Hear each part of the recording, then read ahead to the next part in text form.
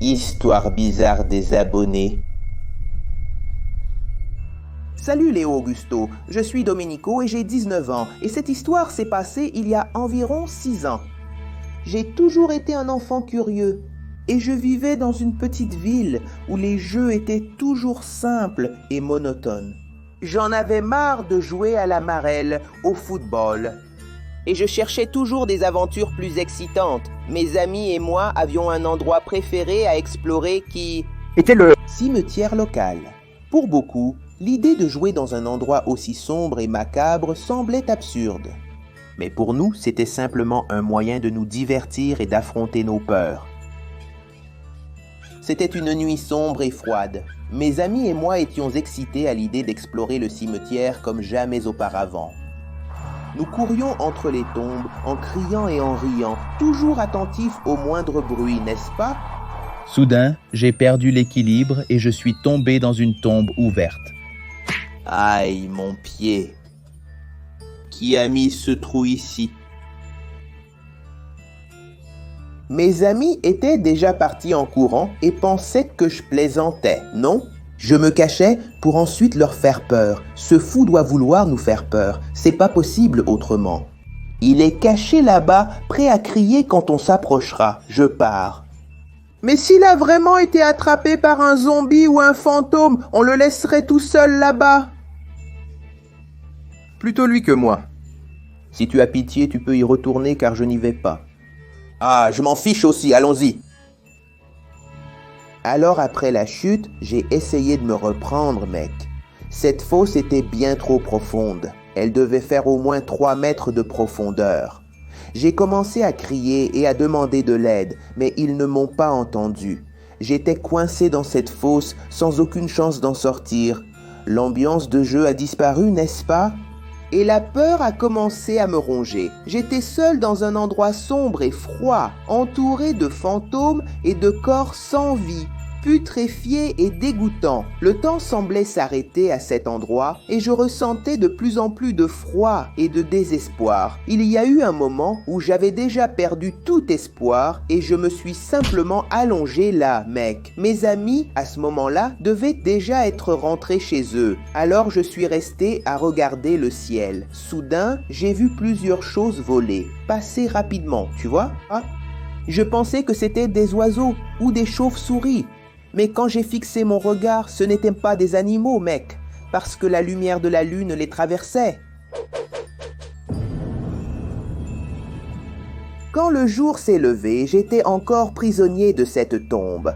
Alors, j'ai commencé à crier de toutes mes forces, suppliant qu'on m'aide. Peut-être que quelqu'un était là, tu vois. Mais pour le fossoyeur qui balayait le cimetière, mes cris n'étaient que des cris habituels de fantômes qui habitent là. Il a ignoré mes appels à l'aide et a continué son travail comme si de rien n'était. Ce n'est que lorsqu'il s'est approché de l'endroit où j'étais qu'il a réalisé qu'il y avait un humain là-dedans. Tu vois, mec? Et pas un esprit. Hé gamin, qu'est-ce que tu fais là-dedans dans cette tombe, petit? Calme-toi, je vais chercher de l'aide, mon Dieu. Ah, ces gamins font toujours des bêtises. Il était choqué et terrifié. Et il est parti chercher de l'aide. J'ai été secouru et emmené à l'hôpital ce jour-là. Je m'étais foulé la cheville, mec, et elle était sacrément enflée. Mais j'ai réussi à rentrer chez moi. Maintenant, j'avais l'expérience d'avoir passé toute une nuit coincé dans une tombe de cimetière. T'es fou, je ne suis jamais retourné à cet endroit. Pour m'amuser, mec, cette nuit-là me donne encore des frissons. Encore aujourd'hui, quand je dors, je fais des cauchemars à propos de ce jour-là et me réveille en sueur froide. Merci d'avoir lu mon histoire, Léo Auguste. Cette vidéo est présentée par la boutique Léo Auguste qui propose de nombreuses bandes dessinées. Je m'appelle Rogerio, j'ai 37 ans et mon fils m'a demandé de raconter une histoire qui m'est arrivée dans mon enfance. Alors allons-y, j'étais à l'école des sœurs depuis quelques mois et même si c'était un endroit paisible et tranquille, j'ai toujours eu le sentiment que quelque chose n'allait pas. C'était comme s'il y avait quelque chose de sinistre caché dans l'ombre de cet endroit. J'ai toujours eu la sensation d'être observé, même lorsque j'étais seul en classe ou dans d'autres endroits de l'école. Alors un jour, j'ai reçu le seul casier libre de l'école pour y ranger mes affaires. J'étais enthousiaste à l'idée d'avoir un endroit rien qu'à moi pour garder mes livres, mes cahiers, etc. Mais ce casier était différent des autres. Il se trouvait tout au bout du couloir, bien isolé. Il semblait plus ancien, avec une porte lourde et une serrure rouillée. Au début, tout paraissait normal. Je mettais mes affaires là tous les jours, je fermais la porte et j'allais en cours. Mais chaque fois que je revenais, je trouvais mon casier ouvert et mes affaires éparpillées par terre. J'étais de plus en plus perturbé par cela, cherchant une explication à ce qui se passait. Je demandais à mes camarades de classe s'ils avaient vu quelque chose, mais ils niaient toujours. Alors, après avoir longtemps souffert de cette situation, j'ai découvert qu'il s'agissait du fantôme d'un garçon qui avait été effacé de l'école. J'étais sa cible, tu vois? J'utilisais le casier qu'il... Tu comprends? J'ai choisi de prier pour libérer l'âme de ce garçon. On m'a entraîné à l'intérieur et la porte s'est fermée. J'ai tenté d'ouvrir sans succès. On aurait dit que je tombais dans un trou gigantesque. Il n'y avait pas de fin. Quelle force absurde est-ce que je ressens. J'ai continué à prier jusqu'à ce que je voie la lumière au loin. Et puis, quelqu'un me tire et je suis projeté dehors. Quand j'ai levé les yeux, j'ai vu que c'était une religieuse, sœur Maria. Elle m'a emmené jusqu'au jardin et m'a servi un verre d'eau pour me calmer. On aurait dit que mon cœur allait exploser tellement j'avais libéré d'adrénaline à ce moment-là, mec. Elle a expliqué qu'il y a 10 ans, un garçon avait été supprimé juste là, dans ce placard. Il a été enfermé par ses agresseurs et a fini par être oublié. La sœur Maria a expliqué que le fantôme du garçon ne trouverait pas la paix tant que quelqu'un ne le libérerait pas de l'obscurité dans laquelle il était enfermé, n'est-ce pas? Elle croyait que j'avais été choisi pour cette mission et que j'avais la capacité de le libérer. J'ai demandé pourquoi elle n'avait rien fait à ce sujet, mais elle a dit qu'elle l'avait déjà fait et pensait que le problème avait été résolu. Elle m'a appris ce que je devais faire et dire. Alors, un jour après les cours, quand il n'y avait plus personne, elle m'a accompagné et elle est restée à observer de loin. J'ai prononcé des mots en latin, mec. Et tout à coup, j'entends un bruit venant de la porte, avec des coups, puis ça s'est arrêté. Après ce jour-là, l'armoire est redevenue normale. Et j'ai arrêté de ressentir cette sensation de peur. Probablement que maintenant, ce garçon reposera en paix. Bonjour Léo, je m'appelle Jessica et j'ai 26 ans. Je suis une jeune médecin qui a toujours eu la passion d'aider les gens. Récemment, j'ai commencé à travailler comme bénévole dans un hôpital la nuit, dans l'espoir d'améliorer mes compétences et en même temps d'aider ceux qui en ont besoin. Cependant, j'ai vite découvert que cet hôpital avait un passé trouble et que des choses étranges s'y produisaient. Tout a commencé lors de ma première garde. J'étais seul dans l'aile des urgences, en train de m'occuper d'une patiente, quand j'ai entendu des pas venant du couloir. J'ai pensé que c'était un infirmier qui passait par là, mais quand j'ai regardé vers la porte, il n'y avait personne. Je suis allé jusqu'à la porte pour regarder dans le couloir et il était vide.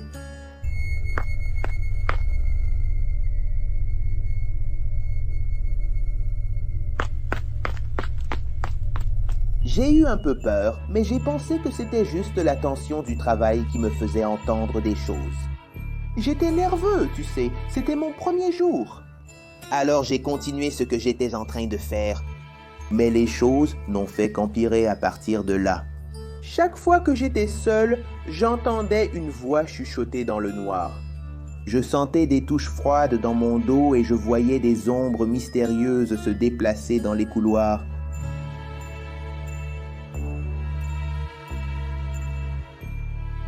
Et là...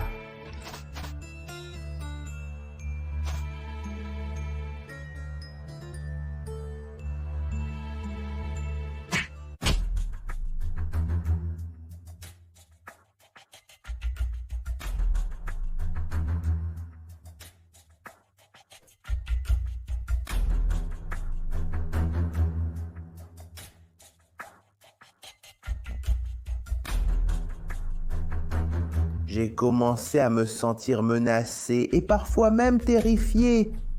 Un jour, alors que j'étais seul dans le laboratoire de radiologie, j'ai entendu une voix murmurer mon nom.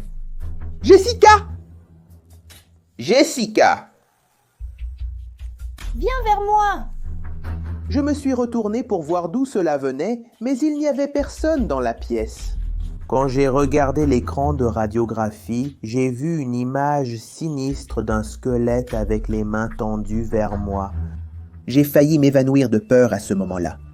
J'ai commencé à faire des recherches sur le passé de cet hôpital et j'ai découvert des choses bizarres, Léo.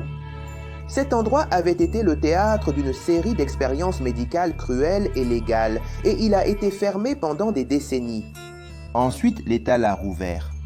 Certains patients ont subi des traitements douloureux et finalement ils sont partis sans aucune pitié. J'ai commencé à comprendre que les fantômes qui y habitaient étaient les âmes des patients qui ne reposaient pas en paix. À partir de ce moment-là, j'ai décidé que je ne pouvais plus continuer à travailler dans cet endroit. C'était trop dangereux et je vivais constamment sous la menace. De plus, je ne voulais pas être complice d'une histoire aussi sombre que celle-ci, n'est-ce pas? Alors j'ai quitté l'hôpital Léo et je ne suis jamais retourné dans cet endroit. Mais encore aujourd'hui, je peux sentir la présence sinistre de ces choses chuchotant à mon oreille et me faisant peur.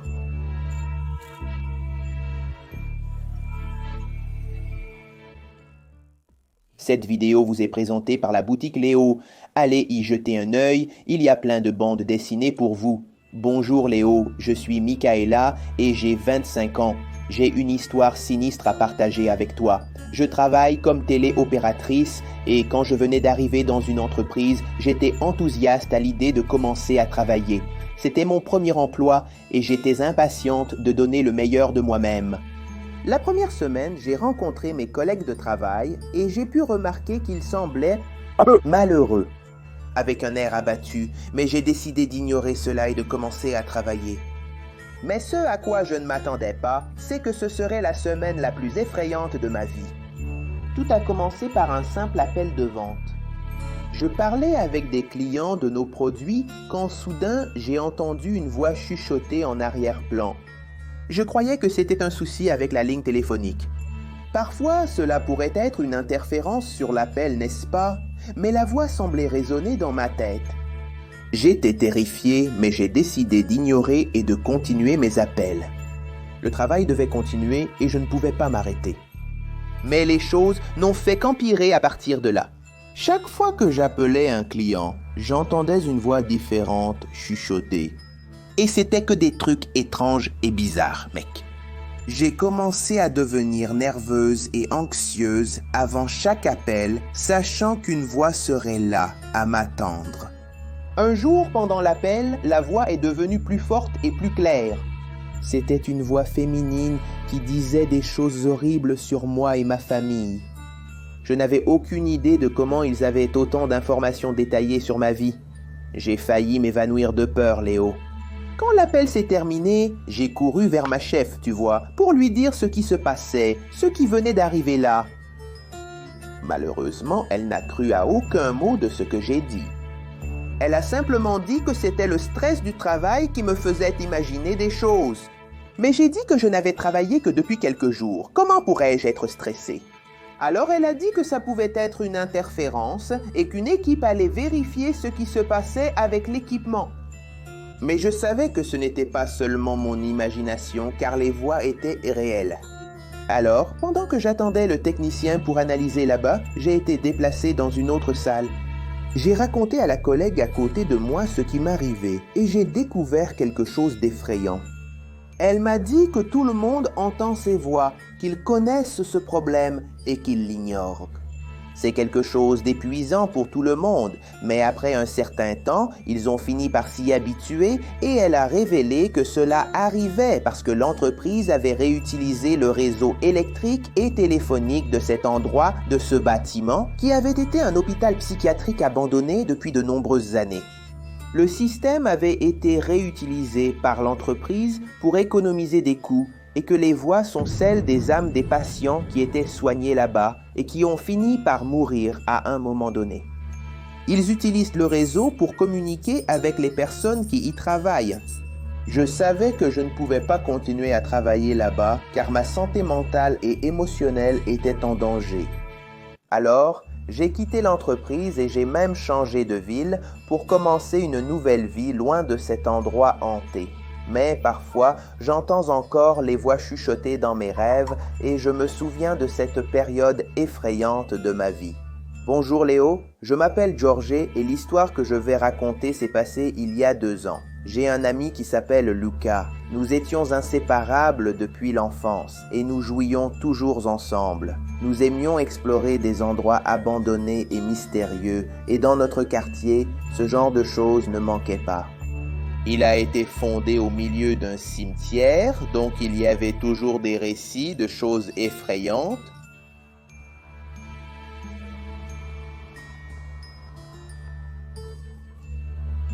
Un jour, nous avons entendu parler d'un carrefour hanté, où de nombreuses disparitions avaient eu lieu. Curieux, nous avons décidé d'aller visiter ce carrefour au milieu de la nuit, ignorant les histoires effrayantes que nous avions entendues. Nous avons emporté quelques objets pour nous protéger des entités surnaturelles. Quand nous sommes arrivés là-bas, la lune était pleine et tout semblait calme.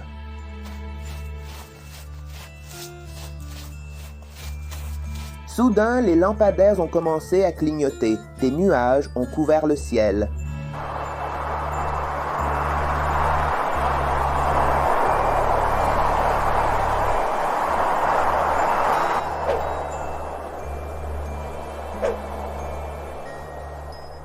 Lucas a commencé à agir bizarrement et semblait avoir été frappé par une force mystérieuse. Il a commencé à parler avec une voix étrange. Désolé. Je lui ai demandé si tout allait bien, mais c'était en vain. Il ne me répondait pas, Léo Auguste.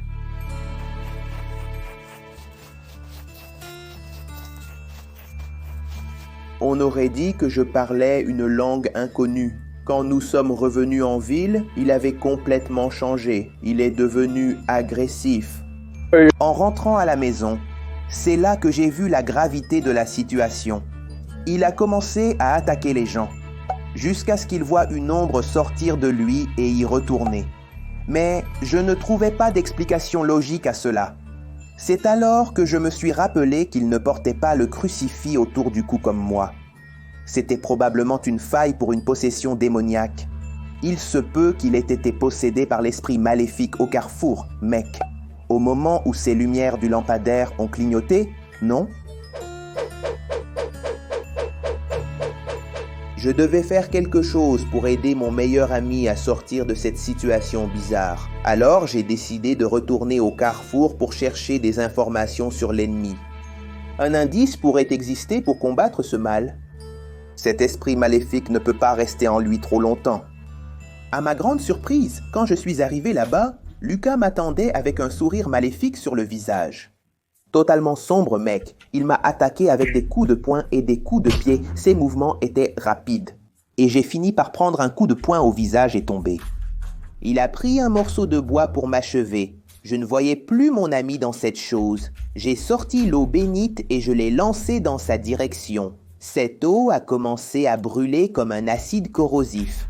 À ce moment-là, j'ai pu voir cette ombre quitter le corps de Lucas et plonger dans les profondeurs. Cependant, Lucas n'a jamais été le même. Il a gardé des séquelles psychologiques et a encore besoin d'aide médicale aujourd'hui. Malgré tout, je n'ai jamais cessé de lui rendre visite à l'hôpital. C'est dur de le voir dans cet état et je me souviens toujours de l'ami que j'ai perdu à ce carrefour hanté. J'espère qu'un jour il retrouvera la conscience et pourra reprendre une vie normale. Vidéo présentée par la boutique Léo. Jette un œil là-bas, il y a plein de bandes dessinées pour toi. Je m'appelle Antonio Yuri, j'ai actuellement 24 ans. Quand j'étais en 2e année du lycée, mes amis et moi avions l'habitude de rester très tard à l'école. Et la raison, c'est qu'ils nous laissaient rester aussi longtemps qu'on voulait. Mais à 22h, ils fermaient tout. Alors, mes amis et moi avons découvert le monde des creepypastas. Et on était super excités par ces histoires bizarres. On a fini par avoir l'idée d'essayer de trouver une légende dans cet endroit. On a accepté de faire une visite à l'école. À 3 heures du matin, parce qu'il y a un tableau d'une dame riche dans le couloir principal. Tout le monde avait peur, car on avait l'impression qu'elle nous observait. Il y avait toujours quelqu'un qui, en passant devant le tableau, pouvait jurer voir les yeux de la madame bouger. Sans aucun doute, c'était un mystère que nous pourrions élucider. Alors, nous avons décidé de vandaliser ce tableau en utilisant un feutre. Nous allions dessiner plusieurs choses dessus, une sorte de provocation. Au petit matin où nous y sommes allés, le temps commençait à changer. Mais on s'en fichait, jusqu'à ce qu'une pluie torrentielle avec des éclairs et du vent fort commence à tomber pendant qu'on sautait le mur. On a tous eu très peur dans cette obscurité, tu vois, mec. Et la seule chose qui éclairait l'endroit, c'était les éclairs. C'était le décor parfait pour une nuit d'horreur. On a pensé à ceci. Chacun irait à son tour et ferait quelque chose de vraiment ridicule sur le tableau, puis reviendrait pour que l'autre continue le travail. Comme ça. plus personne. Personne n'aurait plus peur de ce tableau. Quand je suis entré dans le couloir, le tableau sinistre de madame était éclairé par les éclairs, puis il y avait une sacrée lueur. J'ai sorti ma lampe torche et mon feutre, et j'ai commencé à dessiner des lunettes de soleil sur son visage. C'était une idée géniale, mec. Ça résoudrait le problème de beaucoup de monde. Il n'y aurait plus de plaintes sur les yeux qui suivent. Et en plus, quand on viendrait, oui, ce serait l'attraction de l'école. Mais quand j'étais sur le point de finir, un problème est survenu. Ma lampe torche a commencé à déconner, mec. La pile devait avoir un défaut. Elle s'est mise à clignoter et s'est éteinte. Et le pire, c'est que je n'avais pas de pile de rechange. J'ai profité des éclairs pour finir. Mais quand ça s'est éclairé, quelque chose de terrifiant s'est révélé. En quelques secondes, j'ai pu voir son visage sourire et elle n'était plus assise et avec la tête juste devant le tableau, avec un sourire jusqu'aux oreilles. Sa tête semblait sortir du tableau. Mec, je suis parti en courant et j'ai raconté ce qui se passait aux autres gars, mais personne ne m'a cru. Alors ils sont allés vérifier. Je me souviens juste de les avoir vus revenir en courant, en pleurant de désespoir, mec. On est rentré chez nous ce jour-là, complètement flippés. Le lendemain, ils m'ont révélé ce qu'ils avaient vu. Ils ont dit que madame était sortie du tableau, marchant vers eux avec des yeux rouges. Je n'ai pas douté de ce qu'ils ont dit, parce que cette nuit-là a été la plus étrange de ma vie. Et ce n'était pas une hallucination collective, mec. Donc, le lendemain matin, dès que l'école a ouvert, on est allé voir le tableau de près, tu vois, mec. Et à notre grande surprise, tout était normal, mec. Aucun signe que j'avais dessiné les petites lunettes là-bas. Et aucun signe non plus que madame était sortie de là. Absolument rien. Je me souviens qu'après ça, je passais dans le couloir très vite et je ne regardais même pas directement le tableau. Il y avait encore des gens qui disaient qu'elle te suivait du regard. Mais ça s'est arrêté là. Dieu merci, hein. J'espère que cette histoire bizarre des abonnés vous a plu. Pour partager votre histoire dans cette rubrique, envoyez-la simplement à inscrisleo@gmail.com. D'accord? Je m'arrête là. Salut!